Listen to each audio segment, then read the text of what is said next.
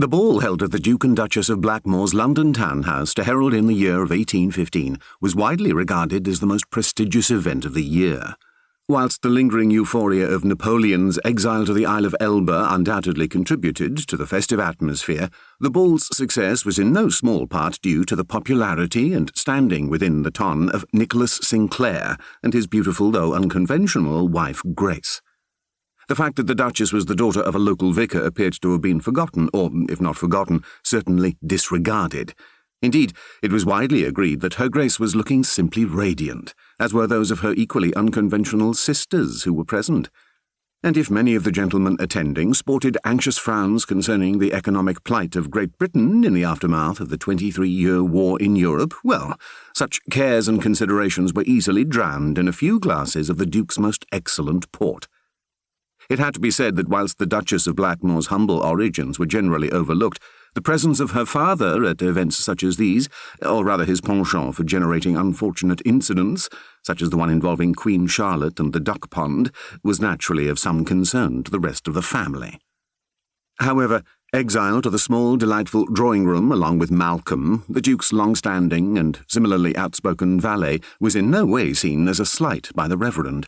In truth, Augustus Shackleford shouldn't really have been in London at all, and was entirely delighted to be foregoing the tedious and stultifying conversation enjoyed by polite society, especially as the table was positively groaning under the weight of a delicious array of the cook's tempting tarts and pastries, and the jug of port sitting tantalizingly on the sideboard was entirely up to his son-in-law's usual standards.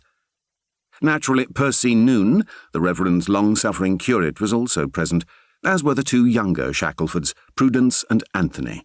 Both, much to their older sister's relief, had absolutely no desire to take part in the festivities. Indeed, Prudence had declared that she'd rather have her toenails removed with red-hot pincers. And then, of course, there was the Reverend's foxhound, Freddie, who was perfectly content lying under the table, ready to demolish any crumbs that happened to fall his way.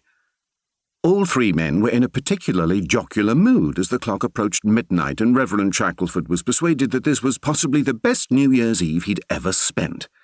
For one thing, he hadn't seen Agnes, his wife, since well before supper, and was confident she would be happily discussing with all the other tabbies her latest obsession with yellow fever for hours yet.